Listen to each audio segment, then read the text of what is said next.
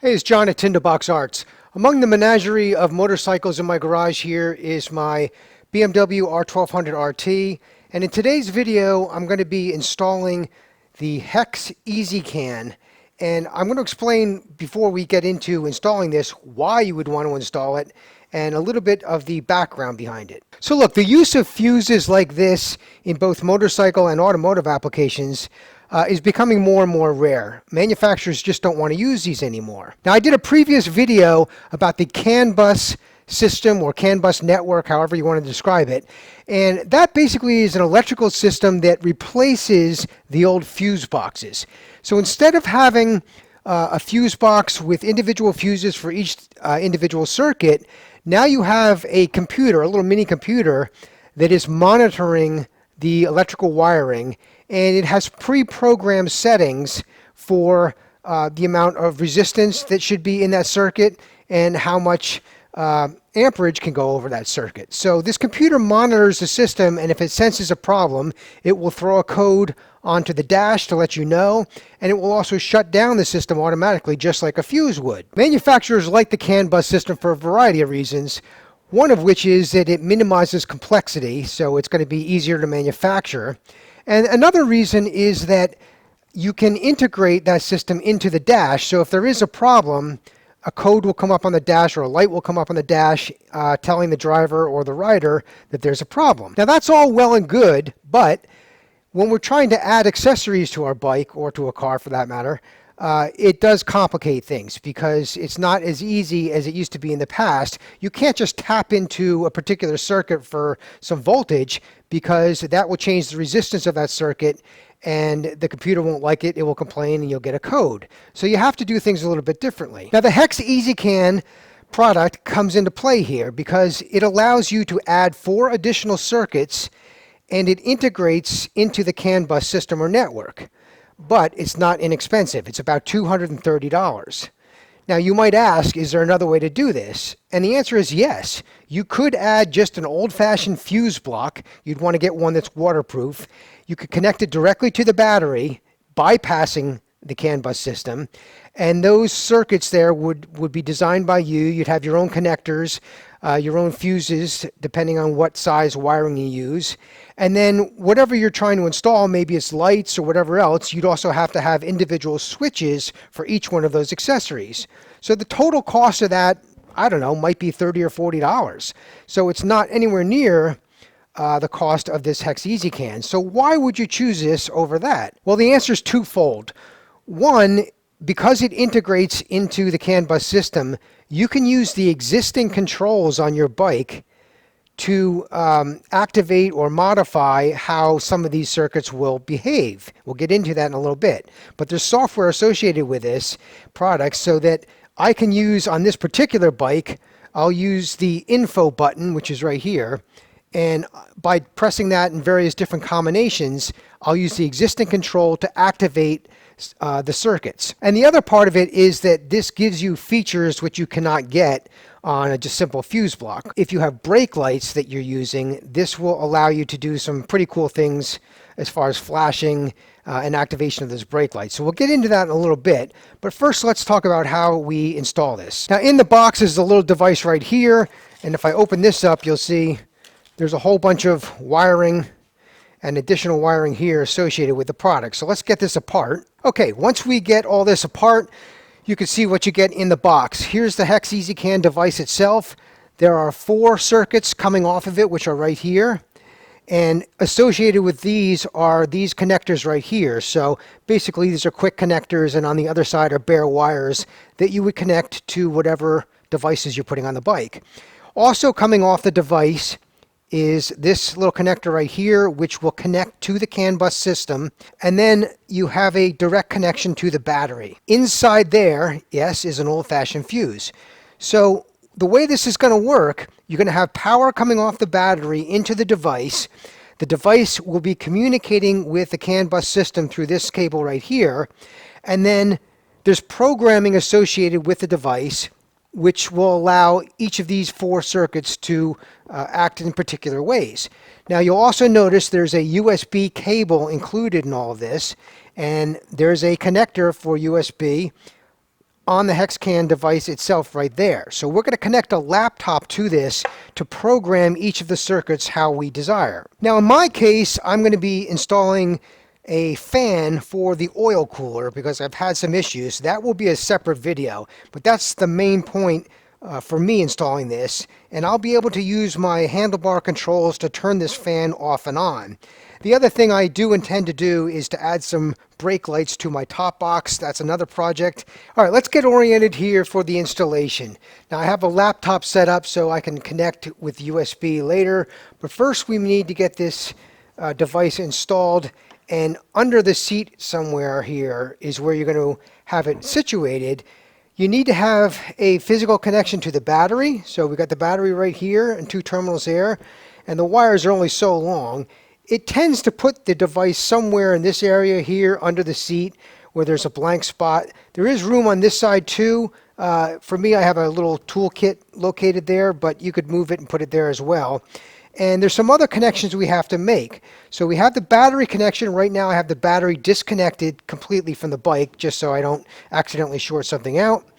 The 2 terminals from the HEXCAN device are right here, so I will end up at the end installing the positive and negative on the battery. For right now I'm going to leave that alone. The important thing is to get this CANBUS connection installed onto the bike, and in the back here, under where the top case would be if you have one, there's going to be a tire pressure monitor and or an alarm system depending on your bike. Now my bike, I do not have an alarm, but I do have the tire pressure monitor system, and there's a CANBUS connection in that location. So I've disconnected, this is the factory harness right here, I've disconnected it from the tire pressure monitoring box right here, the little computer, and that's where I'm going to connect the HEX ezCAN device. Now the other thing you're going to need, this is a little bit weird, but there's a single green wire right here. That is a horn connection. And again, remember how I said we used some of the controls of the bike to activate different circuits for different needs?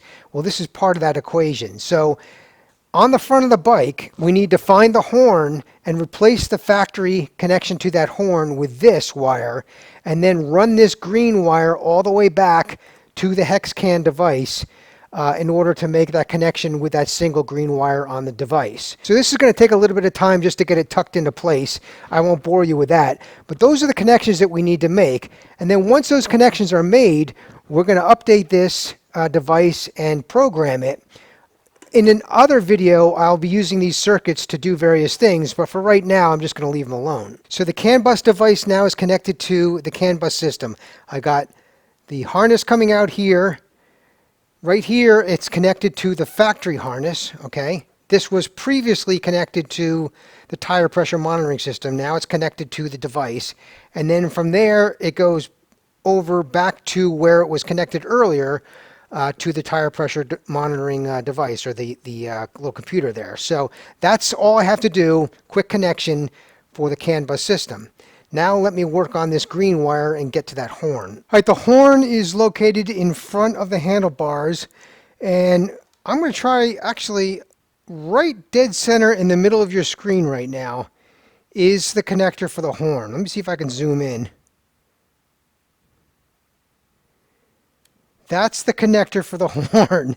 It is not easy to get out without taking the fairing off, but I did it. And all I did was squeeze the release mechanism there, and then I used a small screwdriver to gently pry up. Let me show you what the connector looks like up close. This is the connector up close. So you have to squeeze this little thing right here to release it, and then I just pried up with a screwdriver right here. So I was able to do that with 2 hands from above. You might have better luck from below, but it is possible to do without the fairing being removed. So now I connect, this is actually the connector for the device. So I'm going to connect this side to where the factory was connected before, and then the factory connector goes to this part right here, and then I run that green wire underneath as best I can. After fussing for a few minutes, I ended up taking the fairing off on the left side.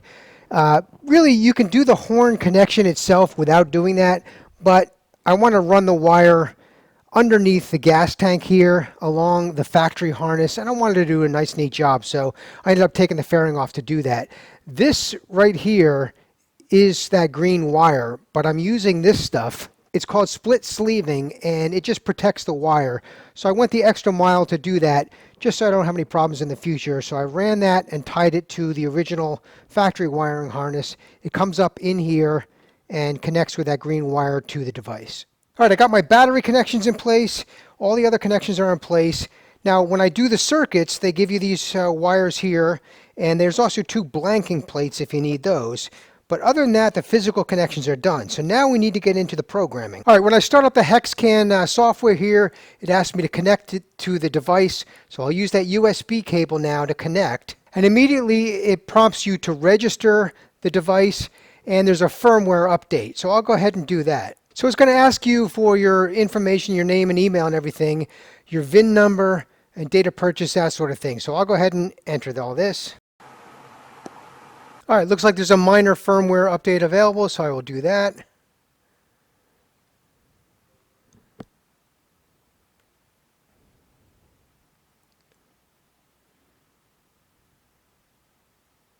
All right, and that's it. Now with the configuration software, we can make changes to the circuits to suit our needs. Now, I'm going to do a separate video when I add my fan in. But there's 4 circuits here. They're color coded, so you have red, blue, yellow, and white circuits. Right now, the virtual fuse, if you will, is 5 amps, 5 amps, 4 amps, and 4 amps. But each of these can do up to 10 amps. And then if we scroll down here, you can see that each circuit has adjustments that you can make depending on your needs. So the brake lights, you can change, whether they're flashing. There's a California legal flashing. Various options there, the intensity of the light. Now there's a lot more information on the HEX ezCAN website for specific applications if you need them. But for me, I'll be using, there's 2 light circuits here, they call them. I'll be using one of them for my fan, so we'll dig into that in the other video. The other 2 I won't be using right now. Now if I click on the icons of each circuit, it gives you a breakdown of all the various things that you can do with each circuit. And you notice it says right down here, for each circuit, 10 amp continuous, 25 amp maximum for 25 seconds per circuit. And then overall, the entire device, you can have 25 amps continuous current. So you can set each circuit for whatever you need, and it's really quite flexible. So anything you could really want to do, you could do here, I think. So you have 4 circuits to work with. There's also a little diagnostic screen here if you ever need to use that. So there's a lot of functionality built into this little bit of software here. And once I'm done doing my programming, I'll disconnect the USB connection right here. I'll probably tie this down a little bit so it doesn't bounce around at all. But all in all, it's a pretty nice, neat installation. Finally, let me just mention that the entire device is protected by a 30 amp mini fuse, automotive style mini fuse that you see here. So that's the HEX ezCAN system. Pretty easy to install. And I look forward now to my next step, which is installing some of the accessories that we're going to be connecting to this device.